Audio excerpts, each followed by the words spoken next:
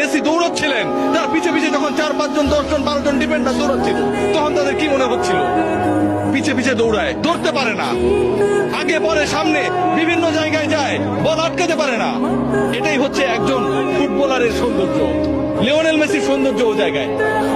একজন ফুটবলার একটা দলকে, একজন ফুটবলার কোটি কোটি মানুষের স্বপ্নকে তার ছোট কাঁধে কিভাবে ক্যারি করেন সেটা আমরা দেখেছি। যারা অস্বীকার করবেন তারা ফুটবলটা বোঝেন না। হয়তো আমাকে মূর্খ বলতে পারেন, সত্যিই তাই।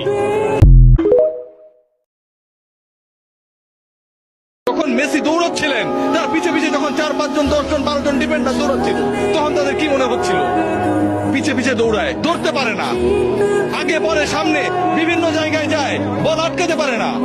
এটাই হচ্ছে একজন ফুটবলারের সৌন্দর্য। লিওনেল মেসির সৌন্দর্য ও জায়গায়।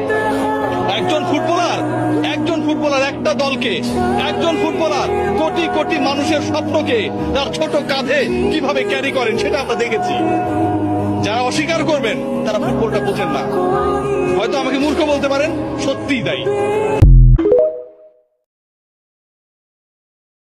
যখন মেসি দৌড়চ্ছিলেন, তার পিছে পিছে যখন 4-5 জন 10 জন 12 জন ডিফেন্ডার দৌড়চ্ছিল, তখন তাদের কি মনে হচ্ছিল? পিছে পিছে দৌড়ায়, ধরতে পারে না, আগে পরে সামনে বিভিন্ন জায়গায় যায়, বল আটকাতে পারে না। এটাই হচ্ছে একজন ফুটবলারের সৌন্দর্য। লিওনেল মেসির সৌন্দর্য ও জায়গায়। একজন ফুটবলার একটা দলকে, একজন ফুটবলার কোটি কোটি মানুষের স্বপ্নকে তার ছোট কাঁধে কিভাবে ক্যারি করেন সেটা আমরা দেখেছি।